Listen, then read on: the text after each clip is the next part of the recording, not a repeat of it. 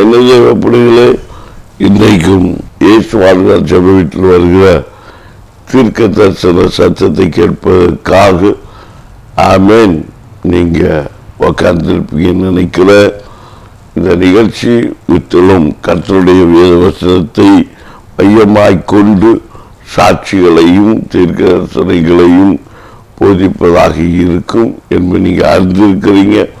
நீங்கள் அதை புரிந்து கொள்ள வேண்டும். மாமிசத்தில் வருகிற ஒரு சத்தமே நினைக்கக்கூடாது. நான் பேசுகிற ஒவ்வொரு வார்த்தையும் என் தெய்வத்திடத்தில் நான் பெற்றுக்கொண்ட வார்த்தைகள்.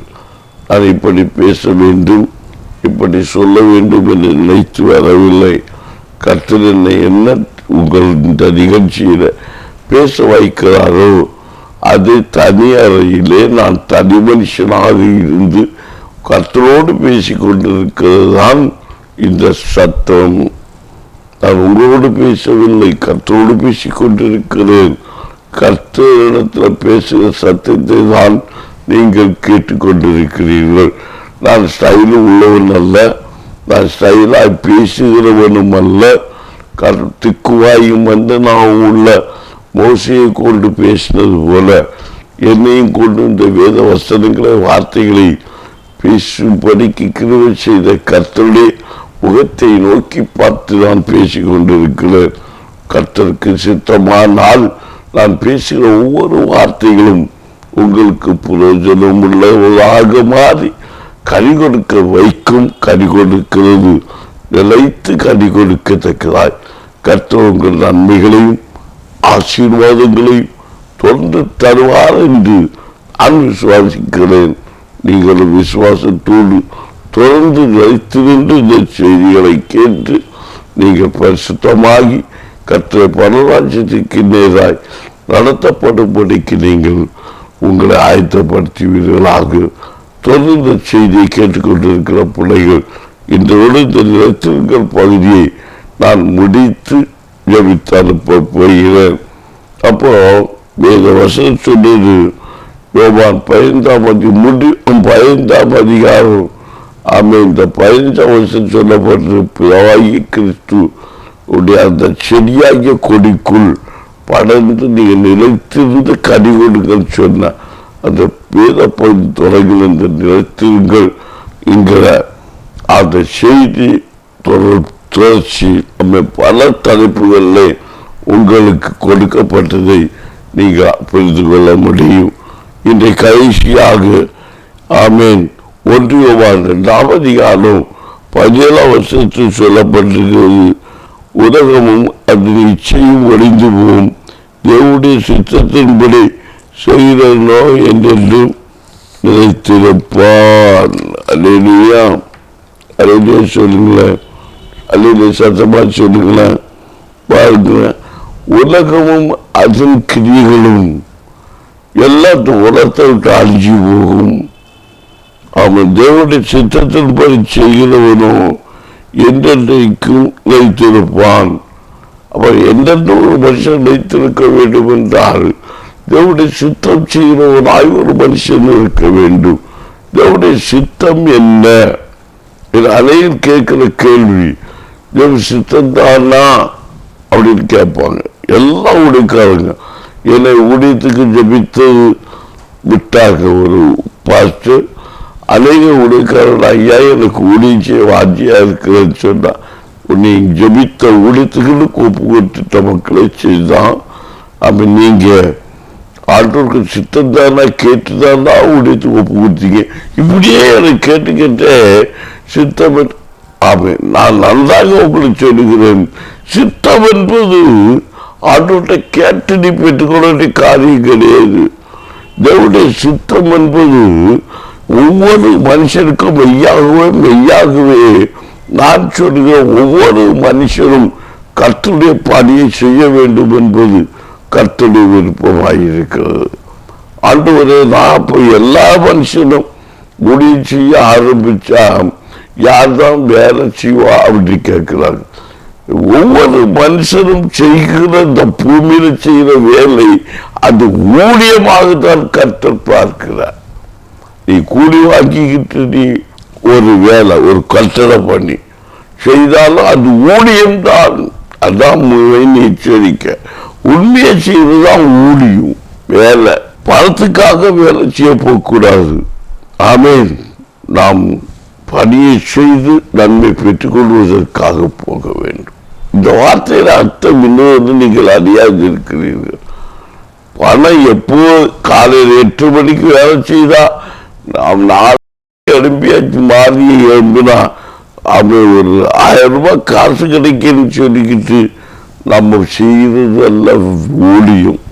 ஊழியம் என்பது நம்மால் முடிஞ்ச அளவுக்கு நமக்கு சட்டத்தில் உழைப்பு இருக்கிற அளவுக்கு செய்கிற கொடுக்கப்பட்ட வேலையை கொடுக்கப்பட்ட பணியை முடிந்த உண்மையாக முதலாளிக்கு இல்லை ஒரு கான்ட்ராக்டருக்கு இல்லை ஒரு பேசிக் நமக்கு கூடி கொடுக்கிறவருக்கு முதலாளிக்கு உண்மையை உத்தமம் செய்யும் போது அது ஊழியமாய் அமைகிறது. ஊழியம் செய்தவன் ஆமீன் கூலிக்கு பாத்திரவானாய் இருக்கிறான். வேலைக்காரன் கூலிக்கு பாத்திரவான். அப்போ எல்லாமே ஊழியம்தான். இந்த உலகத்துல ஒரு கலெக்டர் பணியா இருக்கலாம், மந்திரி பணியா இருக்கலாம், இல்லை ஒரு கூலி தொழிலாளியா இருக்கலாம். எந்த வேலை செஞ்சாலும் அது ஒரு வேலை. அதோட ஒரு மகத்துவம் உள்ள ஊழியம் என்றால் அது எது சம்பளம் வாங்காம ஊழியம் செய்வது, அதுதான் எது கர்த்தருடைய வேலை. இது பேசி செய்வது அல்ல. கர்த்தருடைய சமூகத்தில் காத்திருந்து ஊழியம் செய்வதுதான் கர்த்தருடைய வேலை. எதை வேணுமான பேரம் பேசி போகலாம், கூலி பேசி போகலாம். அதுதான் இயேசு கிறிஸ்து சொன்னார். நாமே காலையிலிருந்து சாயங்காலம் வரைக்கும் பேரம் பேசினாங்க. ஆமீன்.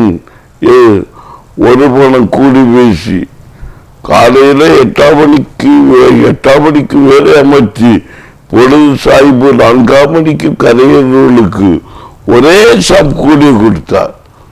எனக்கு அவன் கடைசி நம்ம 3 மணி நேரத்தில் போற விஷயத்த ஒரு கூலி பேசல. அதான் அவன் இவன் பெற்ற ஆசிரியத்தை அவனும் பெற்றான். இதெல்லாம் வேதத்தோட ரகசியங்கள், மர்ம முடிச்சுகள் அநேக தெரியாது கிடையாது. ஊழியக்காரர் எல்லாரும் நினைக்கிறாங்க பாஸ்டர் படி வெள்ளையே போட்டுக்கிட்டு தாடியும் விஷயம் வளர்த்துக்கிட்டு இல்லை எல்லாத்தையும் எடுத்து தெரிஞ்சுக்கிட்டு சுத்தம் போல வெள்ளையை போட்டு காட்டிக்கிறது தான் ஊழியக்காரர்கள் நினைக்கிறாங்க. எல்லா மனுஷனும் பூமியில செய்த ஊழியம்தான். இதெல்லாம் கருத்து சொல்கிறார். ஒரு ஆழ்குரிய மனுஷன் என்றாலே அவரு ஊழியக்கார. உண்மையா இருக்கிறவன், உண்மை உள்ள மனுஷன் தான் பரிபூர்ண நன்மை பெறுவான், ஆசீர்வாதத்தை பெறுவான். பரிபூர்ணம் எங்கே இருக்கு தெரியுமா? வாரி கோரி கொடுக்கிற ஆசீர்வாதம் இருக்குன்னு நினைக்கலாம். அங்கு கிடையாது. இதயத்துல பரிபூர்ணம் இருக்கணும். பரிபூர்ணம் அங்கதான் இருக்கு.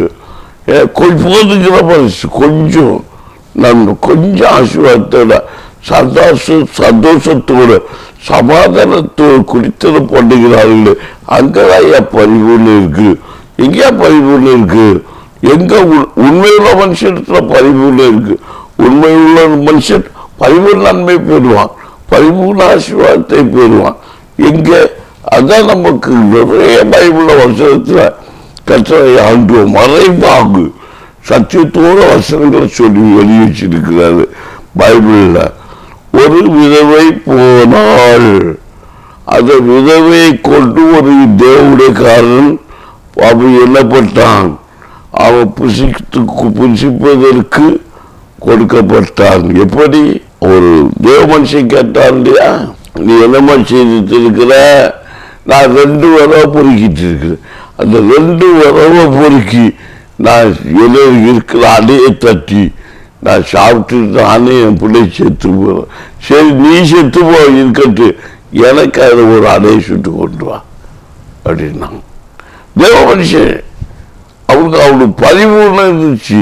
அது இருந்த பரிபூர்ணத்திலிருந்து அவன் முதல்ல தெய்வ மனுஷன் கேட்கிறாரு, அவனுக்கு கொடுத்தா அவ பரிபூர்ணவான். இதெல்லாம் அவனுக்கு பூர்ணம் இணைந்துச்சு. ஆமா, எங்களுக்கே இது பத்தாது அப்படின்னு சொல்லி அதை செய்யாமல் இருந்தா அவ பூர்ணம் உள்ளவள் அல்ல. அவ பூர்ண ஆசிரியத்தை பெற்றுக்கொள்ள முடிஞ்சிருக்காது. ஆனா இந்த மனுஷனுக்கு கொடுத்த நிமித்தம் இவன் பரிபூர்ணம் அடைந்தான், அவளும் பரிபூர்ணம் அடைந்தாள். அவர் பிள்ளையும் உயிர் காப்பாற்றப்பட்டது, அவருடைய உயிர் காப்பாற்றப்பட்டது. ஆமை கர்த்தர் அனுப்பிக்கிற வேலைக்காரனுடைய ஆமையின் ஜீவனும் காக்கப்பட்டது. எனக்கு தெய்வ பிள்ளைகளே, இதற்குள்ளதான் சத்தியம் இருக்குது. உண்மையுள்ள மனுஷன் அவர் உண்மையா என்றார், கேட்க கொடு, உன்னை நீ மறைக்காதே, உன் சிறையில் இருக்கு. ஆமை இயேசு சொன்னா, ஒரு மனுஷன் உன்னை ஒரு மைல்கல் கூப்பிட்டா 2 மைல்களோட போ. கிரியை செய்த நான் நீ அங்க போகும்போது எதை பைக்கி தோலில் பையையும் தனியும் கொண்டு போய் நினைக்க வேணாம். அப்படின்னா நீ போக முடியாது. பையிலேயே தனி இல்லையே நினைச்சு நீ போக மாட்டான். ஆனால் அது எது வெறும் கையை போ, கையும் கோலுமாக வெறும் கையும் காலுமாக பிழைக்க சென்றார். யாக்கோ பெருகுட்டோ பெருக செய்தார். ஆமா, அது மட்டுமா? அமை 2 பரிவாரங்களோட திரும்பி வந்தான். ஆமா, அதை கூட எல்லாமே இப்ப சொல்லிட்டு இருக்கிறாங்க. சரி, அது அவர்களுடைய பாடுகள். அப்போ பரிபூர்ண நன்மை பெறணும்னா உண்மை இருக்கணும். எந்த வேலை செஞ்சாலும் உண்மையோட செய். அதுல ஆசிரியர் நிறைய இருக்கு. 5 வருதா 2 வருதா 1 வருதா? ஆமீன். 1 தாரந்து கதை கூட அதுதான் உறுதிப்படுத்துகிறது இந்த பூர்ண ஆசீர்வாதங்களை குறிச்சு. இல்லை, அதுதான் இந்த வருஷம் சொல்லுது. ஆமை ஒன்றுபட்டது உலகம், அது நிச்சயங்கள் எல்லாம் குறைஞ்சு போகும். தேவனுடைய சித்தத்தின்படி செய்கிறவன் எவன்னு நினைத்திருப்பான். தேவனுடைய வசனத்தின்படி ஆண்டவர் நினைக்கிறார் எல்லாரும் ஆசீர்வாதமா வாழணும், சந்தோஷமா வாழணும், சமாதானமா வாழணும். என் பிள்ளைகள் இந்த உலகத்துக்குரிய எல்லா நன்மைகளையும் எல்லா ஆசீர்வாதங்களையும் சுதந்திரத்துக்கு கொள்ளணும்னா எல்லாம் உருவாக்கி வச்சிருக்கிறாரு. அதுக்கு ஒரு சட்டத்தை வச்சிருக்கிறார், ஒரு பிரமாணத்தை வச்சிருக்கிறார். அதான் உண்மை. இன்னைக்கு அநேகர் எல்லாம் பெற்றுக்கொள்ள நினைக்கிறான், அவருடைய பிரமாணத்தை கைக்கொள்ள மறக்கிறான். அதுதான் பெற்றுக்கொள்ள முடியல. அவர் என்ன பிரமாணம் வச்சிருக்கிறாரு? இந்த காரியத்தை விட செய்யாது, அதை தான் நம்ம செய்கிறான்.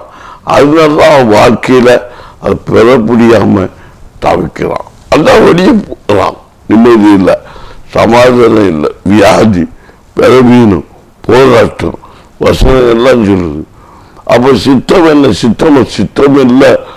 சித்தம் இல்லாத ஒரு காரியமும் இல்லை. நம்ம இஷ்டம் தான் கர்த்தருடைய சித்தம். எனக்கு செய்கிறது நான் தெளிவா சொல்வேன்னா, எனக்கு ஊடி செய்கிறதுங்கிறது எனக்கு பூரண இஷ்டமான இஷ்டம். அவ்வளவுதான். மொத்தமா சொல்ல போனா எத்தனை வியாபாரம், எத்தனை தொழில், எத்தனை காரியம், எத்தனை வேலை எல்லாம் செய்து பார்த்தேன், ஒண்ணுமே நிக்கல. அதனுடைய இதயத்தில் ஆழத்துல இயேசுக்கு படிச்சேன்னு ஆசை. ஆனா ஒரு தாழ்வு மனப்பான்மை. நான் படிக்கல, நான் பேச தெரியாத பேத, நான் எப்படி பேசுவேன்? ஆமேன். ஆனால் ஞானம் கர்த்தருடையது, கர்த்தருக்கு பயப்பட ஞானத்தின் ஆரம்பம். ஆமேன். அதனால ஒரு நாள் நான் ட்ரை பண்ணிட்டு இருக்கிறேன். ஆமேன். ட்ரை பண்ணிட்டு போகும்போது ஆமேன், என்னுடைய எனக்கு ட்ரை கற்றுக் கொடுத்த அந்த டிரைவர் என்னை வண்டியை நிப்பாட்டினார். நான் நிப்பாட்டி அவரை ஏற்றிக்கிட்டு போனேன். சும்மா நல்லா வண்டி ஓட்டுறீங்க அப்படின்னாரு. ஆமாம், நீங்கள் தானே எனக்கு படிச்சு கொடுத்தீங்க, அன்னைக்கு என்ன கேட்டீங்க ஞாபகம் இருக்கா? நான் இதே மாதிரி வண்டி ஓட்டுவேன்னு கேட்டீங்க, இன்னைக்கு என்ன அழகா ஓட்டுறீங்க. ஏன் வண்டி வாகனம் ஓட்டுறது போய் உக்காந்தா பக்கத்தில் ஓட்டிட்டு போய் இதே மாதிரியெல்லாம் நான் ஓட்ட முடியுமான்னு நினைக்கும். போக முன்னாடி நம்ம என்ன நினைப்போம்? ஓ, அந்த டிரைவர் இப்படி வைக்கிறாரு, இப்படி வைக்கிறாரு, ஓ இதெல்லாம் ஒரு பெரிய கஷ்டமா? அதில் போய் உட்காந்து பார்க்கும்போது ஒத்த செயலாக இழுத்துக்கிட்டே போகும். இங்கே இழுச்சா இங்கோட்டு இழுத்துட்டு போகும், அங்கே போட்டால் இங்கோட்டு போகும். அப்படி என்ன கஷ்டம். ஐயப்பா, இதெல்லாம் நமக்கு வேலை ஆகாது இல்லை. இதெல்லாம் பயந்து இது என்னால் முடியுமா? டிரைவர்கிட்ட சொன்ன, ஐயா இது மாதிரி நல்லா ஓட்ட முடியுமா ஐயா அப்படின்னு கேட்பேன். நீங்கள் ஓட்டுவீங்க, நீங்கள் ஓட்டுங்க. நீ இயேசுவே என்று பயபக்தியோடு, ஆண்டவரே நான் வாஞ்சியாக இருக்கிறேன், இந்த வாகனத்தை ஓட்டுவதற்கு ஞானத்தை தாரும் என்று சொல்லி பயபக்தியோடு இயேசுக்கு முன்பாக இருந்து அந்த வாகனத்தை ஓட்டும்போது கர்த்தர் நமக்கு ஞானத்தை தந்து ஓட்டும்படிக்கு கற்றுக்கிறேன். அல்லேலூயா. முதல் நாள்ல கடினோடு அந்த வாகனத்தை கரத்தில் எடுத்து நான் ஓட்ட ஆரம்பித்த போது முதல் அந்த கிளச்சில் சவிட்டி பிரேக்லையும் காலு வச்சு அந்த கீழே போட்டு அவர் சொல்லி கொடுத்த பிரகாரம் மூவ் பண்ணி எடுக்கும்போது முதல் அந்த வண்டி மூவ் ஆன உடனே சொன்னார், நீங்கள் இதுவரைக்கும் வண்டி ஓட்டுனது இல்லையா?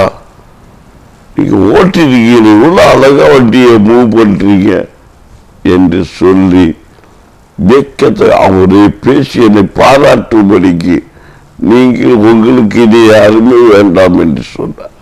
நீங்களே ஓட்டி போறதுலாமே, உங்கள் கார் தானே, நான் இருக்கு என்று சொல்லி 2 நாள் மட்டும் என்னோடு இருந்து அவங்க ஒரு 2-3 மணி நேரம் இந்த கீழே இப்படி போட வேண்டும் அப்படி போட வேண்டும் சொல்லி கொடுத்து மகிமையாக சொந்த வாகனத்தில் என்னை ஓட்டுபடிக்கு வைத்து கஷ்டப்படி பயிற்றுவித்துக் கொண்டுட்டார். எனக்கு கேட்க தேவைப்படுகிறே. ஏன்னா அது கர்த்தருக்கு பயந்து ஆண்டவர் சித்தம் உண்டு, நீ ஒரு பெரிய டிரைவர் ஆகணும், ஆண்டவர் சித்தம் உண்டு, நீ பெரிய ஊழியக்காரன் ஆகணும், ஆமீன், ஆண்டவருக்கு சித்தம் உண்டு, நீ ஒரு பெரிய அரசியல்வாதியாக மாறணும். ஆனால் அதற்கு நாமே தாழ்த்தணும். ஒரு அரசியல் தலைவராக இருக்கிறவங்க எல்லாரும் சொல்லுவாங்க, ஆமீன், எவ்வளவு கண்ணி வெடிப்பாக தெரியுமா? நான் ஒரு அரசியல்வாதியுடைய ஒரு மகன் ஆழ்வினத்தில் என் தகப்பனாரெல்லாம் வீட்டுக்கு நன்மை செய்கிறாரோ இல்லையோ உலகத்துக்கு நன்மை செய்திருக்கிறார். எல்லாம் பக்கத்திற்கு படித்த பிள்ளைகளுக்கும் வேலை வாங்கி நிறைய பேர் கொடுத்திருக்கிறார், அதையே பாராட்டி இருக்கிறார்கள். லஞ்சம் வாங்கினதே கிடையாது, எனக்கு தெரிய பணம் வாங்கினதே கிடையாது. அரசியலையும் உண்மையுள்ளவர்களாக இருந்தார். ஆமீன். அவர் பணியாற்றின சபையிலும் உண்மையாக இருந்தார். பாப்பாவும் நிறைய விஷயங்களை எனக்கு சொல்லிக் கொடுப்பார். அவரோடு பணியில் இருக்கிறவங்க எல்லாம் பண்ற சேட்டைகளை எல்லாம் சொல்லி சிரிச்சு கொண்டே இருப்பார். அதில் இவருக்கு வாயிலாம் மோசமான வார்த்தை, கெட்ட வார்த்தை பேசுவது, தப்ப செய்தார். அவருக்கு அந்த ஒரு வார்த்தை தான் அவர் அடிக்கடி பேசுகிற கம்ப்ளைண்ட் மட்டும்தான் வரும். இந்த மாதிரி உங்கள் அப்பா இப்படி பேசுறாருப்பா அப்படின்னு வெளியே சொல்லுவாங்க, பாஸ்டர் சொல்லுவாங்க, டீச்சர்மார்கள் சொல்லுவாங்க. மற்றவ தவறுகளை திருடினார் என்றோ ஏமாற்றினார் என்றோ பொய் சொன்னார் என்றோ யாருமே சொல்ல மாட்டார்கள். என் தேவைப்படையில இது ஒரு குறைச்சல் தான். வேலை கோபம் நமக்கு செய்வது வெளியே சொல்ல முடியாது. ஆமை அந்த மாதிரி ரகசியத்தை காக்குவேன் தகப்பன். எனக்கு கேட்க தேவைப்படுது. அவர் பிறகு வீட்டில் ஒரு குறிப்பிட்ட வயசை தாண்டி அவருக்குரிய வாழ்க்கையில் நான் உடைக்காரனாகி அவர் நிற்கிறார் என்று எடுத்துக்கொள்ளப்பட்ட போது பப்பா என்னோட உட்காந்து பேசுவாங்க, மனம் விட்டு பேசுவாங்க, வயது போய்விட்டது. அப்படி அங்கெல்லாம் நடக்கிற காரியம் என்ன தெரியுமாடா, இப்படி பண்ணுவாங்கடா, அந்த நிற்கிறான் இப்படி பண்ணுறாருடா, இந்த நிற்கிறான் இப்படி பண்ணுவாருடா, இவர் இந்த பையனை இப்போ நிற்கிறாருக்கானே இந்த பையன் இப்படி பண்ணுவான்டா, நான் பேசினா என் முகத்தை பார்ப்போம், சும்மா இருக்கப்பா அப்படின்னு சொல்லிட்டு போயிட்டே இருப்பாடுவேன். நான் எதுக்கு பிள்ளைங்க ஆண்டவர் பார்த்துக்கிடுவார் அப்படின்னு சொல்லி நான் பேச மாட்டேன். எதுக்காக பிரச்சனை போடணும், எதுக்கு நம்ம முடிஞ்சாம இருக்கும்படி சரியா நம்ம இருப்போம் அப்படின்னு சொல்லிக்கிட்டு கண்டிச்சு பேசிக்கிட்டு இதெல்லாம் சரியில்லைப்பா அப்படின்னு சொன்னா சும்மா இருங்க ஆமேன் டிக்கிறாருன்னு சொல்லிட்டு போவாங்க. ஆமேன். என்ன கேட்க தேவைப்படுகிற எதற்கு இதனால பிரச்சனை போடணும் கருத்துக்கிட்ட விட்டு விடுவேன் அன்று பார்த்து கொள்ள மட்டும். ஆனால் என்னுடைய தகப்பனார் அந்த பகுதியில் அந்த பகுதியில் இருக்கிற வேலை இல்லாத மனுஷன் ஒரு நாள் ஒத்த ஒரு காசு கூட வேலை செஞ்சு வீட்டுக்கு கொடுத்ததே கிடையாது. மக்கள் பண்ணி சபையில பண்ணி ஊர்ல எல்லாம் பண்ணி எங்க சொந்த மக்களுக்கு ஒரு வேலை கூட அவர் எடுத்து கொடுத்து கிடையாது. ஆனால் அந்த அரசியல அவருக்கு மென்மை இல்லை, பதவியில குறைவும் கிடையாது. எல்லாவற்றிலும் எல்லாம் அவர் கொடுத்து சேமித்து வைத்திருந்தார்கள். ஆனால் அவர் வீட்டுக்கு எந்த நன்மையும் அவர் செய்ததும் கிடையாது. பிறருக்காக வாழ்ந்ததை தவிர இதுதான் ஊழியம். உண்மை உள்ள மனுஷன் பரிவு நன்மை பெறுவான். அவர் சாகும்போது எந்த வேதனை படவில்லை, திடீரென எடுத்துக்கொண்டார். இறுதியாக எல்லாம் சாகும்போது தகப்பனார் என்று அடிக்கடி சொல்வார், மக்களே என்னை தூக்குவதற்கு எனக்கு பையமாறு உண்டு அப்படிம்பார். எனக்கு ஆள்கள் உண்டு, அரசியல் தலைவர்கள் உண்டு என்று சொல்லுவாங்க. என் தகப்பனார் எப்படி அந்த மன்னனால என்னால் நினைவு கூற முடியாத ஒரு சிந்திக்க கூடாத தன்மை. என் தகப்பனார் கையில் இருந்தால் ஒரு ஜீவன் போல நான் ஜீவன் போகிற ஜீவனை கூட பிடித்து வைத்த நாட்கள் எனக்கு கண் கூட நான் கண்டிருக்கிறேன். என் தகப்பனாரை இப்படி ஒரு ஜீவன் பறிபோகும் என்று நான் நினைக்கவே இல்லை. என் தகப்பனார் வயதான நிரம்ப சாப்பிட்டார், பறிபூர்ண சாப்பாடு சாப்பிட்டார். சாப்பிட்டு கொண்டு ஜெப வீட்டில் அன்றைக்கு ஒரு 7-8 ஆமேன் பிள்ளைகள் இருக்காங்க. 2-3 பிள்ளைகள் வியாதிப்பட்டவங்க. அவங்க எல்லாம் மேல மாடியில என் தகப்பனார் தான் அவங்க நடத்திட்டு இருக்கிறாங்க. ஒரு 3 ஊழியக்காரர்கள் உண்டு, 4-5 வேலைஸ்தர்கள் உண்டு. எல்லாத்தையும் மக்களை தூக்கியாச்சு. அது கேட்டுக்கிட்டு கதவை பூட்டி அவர் தான் போய் படுத்தார். அது ஒரு தம்பி ஓடி வந்து பார்த்து ஆமீன் அப்பாவுக்கு உடம்பு முடியல வாங்க அப்படின்னாங்க. போய் பார்க்கும்போது வேர்த்து உடம்பெல்லாம் கொட்டி கொண்டு இருந்தது. ஆமேன். நல்லா கவனிங்க. ஆமேன். பப்பா என்று சொல்லி அவர் அழைத்த போது மக்களே லெஞ்சு வலிக்கிற மாதிரி இருக்கு, இழுப்பு வரும் போல இருக்குன்னு சொல்லிட்டு 3 இழுப்பு இழுத்தால் நான் போய் கையை பப்பா என்று ஆளு தொழும் முன்பதாகவே என் கையிலிருந்து அவர் ஜீவன் அப்படியே போகிறது நான் பார்த்து ஒன்றுமே முடியல. அப்படி வரும்போது ஒரு வாகனம் நிறைய அரசியல் தலைவர்கள் தகப்பனாரை பார்க்கும்படிக்கு வந்தார். அப்பா எப்படி இருக்காங்க, எங்க இருக்காங்க, நீ அரசியல் எலெக்ஷன் நடக்கிற நேரம் அவரை பார்க்க வந்தாங்க. வந்து பார்க்கும்போது ஐயா இப்பதான் ஐயா தூக்குறாங்க, இப்பதான் இருக்கிறாங்க, எவ்வளோ என்னாச்சுன்னு தெரியா இப்படி இல்லை. உடனே எல்லா தலைவர்களும் மேலே ஏறி வந்தாங்க. அதுல ஒரு கான்ட்ராக்ட் அந்த இடத்துல எம்எல்ஏ எலெக்ஷன் நிக்கிற ஒரு தலைவர் அது கூட நிக்கிறாங்க. ஐயா அப்படி கூப்பிட்டாங்க. இல்லை உடனே அவர் அந்த தலைவர் தான் போன் பண்ணி கூப்பிடுறாரு. பக்கத்தில் ஒரு டாக்டருக்கு கூப்பிட்டு அவர் உடனே அவரும் ஒரு பிரமுகர் அவரும் வந்து பரிசோதித்த போது ஜீவன் போய்விட்டது, எங்கேயும் கொண்டு போக வேண்டாம் என்று அவர் சொல்லுகிறார்.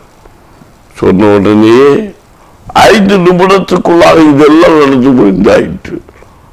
ஆமீன். வந்து பார்த்து முடிஞ்ச உடனே ஐயா என்னை அந்த அரசியல் அந்த எலெக்ஷன் அந்த நபர் அவர் சொன்ன காரியம் என்ன தெரியுமா, என்னை தூக்கி வளர்த்த என் தகப்பனார் போனார், இவரு இப்போது போயிட்டாரு என்று சொல்லி இவரு என்னை தூக்கி வளர்த்துவார், இவர் மரணத்தை நான் பகிரும் மனுஷன் சொல்லி அவரை என் தகப்பனாரை முதல் மார்போடு கட்டி அழைத்து வேஷ்டியை மடிச்சு கட்டிவிட்டு அப்படியே அந்த என் தகப்பனாரை தூக்குவதை பார்த்து நான் மகிழ்ச்சி அடைந்தேன். எனக்கு பிள்ளைகள் உண்டு, அவர்களை தூக்குவார்கள். அதே போல எம்எல்ஏ எலெக்ஷனுக்கு நாமினேஷன் கட்டின ஒரு அரசியல் பிரமுகர் அவர் மறித்த அன்றைக்கு முதலில் தூக்கும்படிக்கு கிரியை செய்தார். தொண்டர்கள் எல்லாம் ஓடி வந்து அவரை தூக்கி கீழே கொண்டு வந்து இறக்கி அவரை படிக்க வைத்து அவருக்கு பணிவிடைகளை செய்து வைத்து விட்டு திரும்ப போனார். ஏன் இதை உங்களுக்கு சொல்லணும்னா, தெய்வ பிள்ளைகளை உலகம் அது இச்சைகளும் வயது தேவனுடைய சித்தத்தின்படி செய்கிறவனும் என்னைக்கு நிலைத்திருப்பார். ஆமை அவர் ஆண்டோருக்குள்ள செய்த பணிக்கு உண்மையை உத்தமாய் நிலைத்திருந்த பணியினாலே அவர் சொன்ன காரியம் எல்லாம் நிகழ்ந்தது. கர்த்தரால் மகிமைப்பட்டது. ஒரு மனுஷன் உண்மையுள்ள மனுஷனாய் இருக்கும்போது பரிபூரண நன்மை பெறுவான் என்பது நிச்சயமே கிடையாது. என்னை கேட்கிற தெய்வ பிள்ளைகளை, அப்ப தேவனுடைய சித்தம் செயலாய் இருக்கும்போது கர்த்தர் உங்களை காண்பார். சித்தம் என்றால் என்ன? உன்னுடைய இஷ்டம். நான் உடைச்சு எனக்கு வாஞ்சி நான் உடைத்தை செய்கிறேன். ஆமேன். நான் வேலை செய்கிற நீங்கள் வேலை செய்து ஆண்டவருக்கு விசுவாச வாழ்க்கை வாழ்வேன். இதான் விசுவாச வாழ்க்கை. ஒரு விசுவாசியத்தை அப்படித்தான் இயேசு வாழ்கிறார். நான் செய்யப்பட்ட ஊழியத்தை உண்மையா இருப்பேன், பணியில உண்மையா இருப்பேன். ஒரு டாக்டரா இருக்கலாம், ஒரு இன்ஜினியரா இருக்கலாம், ஒரு அட்வொகேட்டா இருக்கலாம், ஒரு ஜட்ஜா இருக்கலாம், இல்ல ஒரு மந்திரியா இருக்கலாம், ஒரு முதல்வரா இருக்கலாம், இல்ல பிரதமரா இருக்கலாம். செய்யக்கூடிய பணியை ஒரு சிறு அரசியல்வாதியை நீங்கள் உருவாகி கொண்டிருக்கலாம். ஒரு போஸ்டராக இருந்த ஒரு சாதாரண ஒரு அரசியல்வாதி இன்றைய பிரதமராக இருக்கிறாங்க. நம்ம பிரதமர் கூட சாட்சியோடு ரொம்ப பிடிக்கும். சாதாரண ஒரு டீ அடித்து கொண்டிருந்த ஒரு டீ அடிக்கக்கூடிய வேலையிலிருந்து உயர்ந்த நம்ம பிரதமர் எவ்வளவு ஆசீர்வதிக்கப்பட்டவர். ஒரு மகிமையால் எவ்வளவு பாடுகளை அனுபவித்திருப்பார், எவ்வளவு வேதனைகள், எத்தனை பேர்கள் கல்லறைகள், எத்தனை நிந்தனைகள், எத்தனை அவமானங்கள், எத்தனை தூஷணங்கள் இன்றைக்கும் ஆரம்ப நாள் பெற்றிருப்பார். எத்தனை லத்தியடிகள், எத்தனை போலீஸ்களுடைய நெருக்கங்கள், எத்தனை திருடனுடைய நெருக்கங்கள், எத்தனை ரவுடிகளுடைய நெருக்கங்கள், எப்படி போராட்டம் எல்லாம் வந்து குவிஞ்சிருக்கு. எல்லாவற்றிலும் தாழ்மையோடு கண்ணீரோடு மகிமையோடு நாம் நம்மை சகித்துக் கொண்டு இருக்கும்போது கர்த்தரை கிருபை பெற்றுக் கொள்ள முடியும். அதைத்தான் இயேசு நமக்கு போதித்திருக்கிறார். இதான் தேவன் சித்தம் செய்கிற ஒரு மனுஷனுடைய வெளிப்பாடு. என்னை கேட்ட தெய்வ பிள்ளைகளே, என்னுடைய சாட்சி தகப்பனுடைய சாட்சி அல்ல, இது உங்களுடைய சாட்சி. நிலைத்திருக்க வேண்டும். ஒரு ஆசிரியராக இருக்கலாம், செய்த பாடின பேருக்காய் புகழுக்காய் பணத்துக்காய் செய்யாதபடிக்கு பிள்ளைகளுடைய நல்ல பிள்ளைகள் வாழணும். நம்ம பிள்ளைகளை போல இவர்களும் பேர் வாங்கணும். தப்பு செய்யும் போது தண்டனை கொடுத்தும் அன்பு செலுத்தியும் அவர் செய்த குறைகளை நாம் நம்முடைய மேன்மைக்காக நிறுத்தி விடாதபடிக்கு ஒரு ஆசிரியர் தன் பிள்ளைகளை சபியாமல் இருங்கள். நீங்கள் சவிகளா இருக்கக்கூடாது. இப்படி அநேக காரியங்கள் உண்டு. என்னை கேட்கிற பிள்ளைகளை வசனத்தில் பார்த்தியும்படி கிறிஸ்துவாகிய ஆமீன் அந்த செடிக்குள் வைத்திருக்கும் போது சொன்ன வார்த்தை வசனங்கள் நாம் இடைப்படுத்த நம் குடும்பத்தை நாம் பிள்ளைகளை ஆசீர்வாதம்.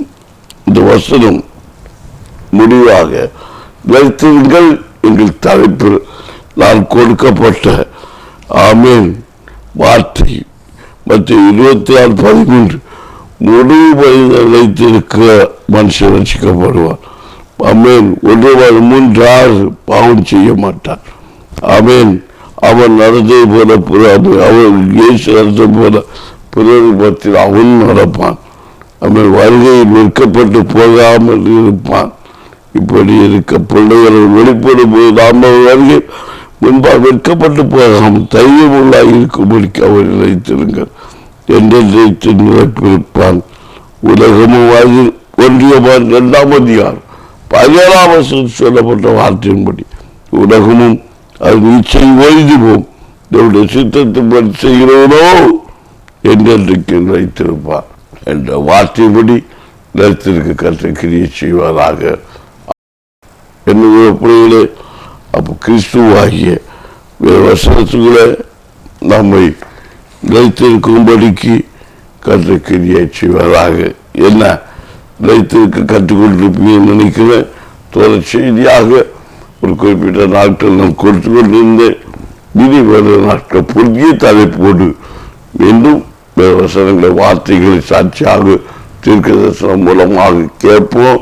தொடர்ந்து இணைஞ்சிருங்க. கர்த்தர் உங்களை ஆசீர்வதிப்பதாக. ஆமேன். ஜெபிப்போமா? கண்களை மூடுங்க. அன்பின் பரலோக தகப்பனே, நீங்கள் ஒருத்தருக்கு அன்பாயிருங்கள் என்று சொன்ன பரலோக தகப்பன், நாங்கள் அன்பாயிருந்து இந்த உலகத்தில் எங்களுக்கு கொடுக்கப்பட்ட பணிகளை உண்மையை ஊத்தமாய் செய்து பூரண கிருபை பெற்ற புருஷராக, மனவாளிகளாக, புருஷர்களாக, புருஷியராக செய்து நாங்கள் உம்முடைய பணியை உம்முடைய ஊழியத்தை செய்து நிறைவேற்ற உம்முடைய சித்தம் என்னென்று அறிந்து செயல்பட அப்ப எங்களுக்கு இரக்கம் செய்யும். பரிசுத்தாவின் ஆலோசனை வழிநடத்தும். இதை செய்வதற்கு தடையாய் இருக்கிற ஒரே உலகத்தில் அநேக பிசாசிக சக்திகள் உண்டு. எல்லா பிசாசின் சக்திகளும் கீழ்ப்படுத்த வல்லமையோடு மேன்மைக்கான கற்ற கிரியை செய்வீராகும். வியாதி, போராட்டம், வேதனை, கலக்க, நிந்தனை, அவமானம், தூசணம், நெருக்க, கலம், தரித்திரம், இப்படிப்பட்ட பொருளாத ஆவின் கிரியைகள், மாம்சத்தை கிரியைகள், வெளியம்மா அடங்கமாக இருக்கிற விபச்சாரத்தின் வேசித்தனத்தின் ஆவிகள், புரட்டாட்ட கிரிகள், மந்திர சூரிய சக்திகள், பிரிவினைகள், இப்படிப்பட்ட கிரி, மாம்சத்தை கிரி ஒன்று எல்லாம் பொருளாத ஆவிகளை இயேசுவின் நாமத்தை கற்று அப்புறப்படுத்தி ஜெபிக்கிறேன். நீரே ஆளுகை செய்யும். எல்லாவற்றையும் பொறுப்பெடுத்துக்கொள். இயேசு நாமத்தில் அல்ல பிதாவே. ஆமேன், ஆமேன். என்ன தெய்வ பிள்ளைகளே, நாளை திருத்தம் வாங்க. புதிய தலைப்போட கற்ற வேத வசனத்தை கேட்போம். கற்றதாமே உங்களை ஆசீர்வதிப்பதாக. ஆமேன்.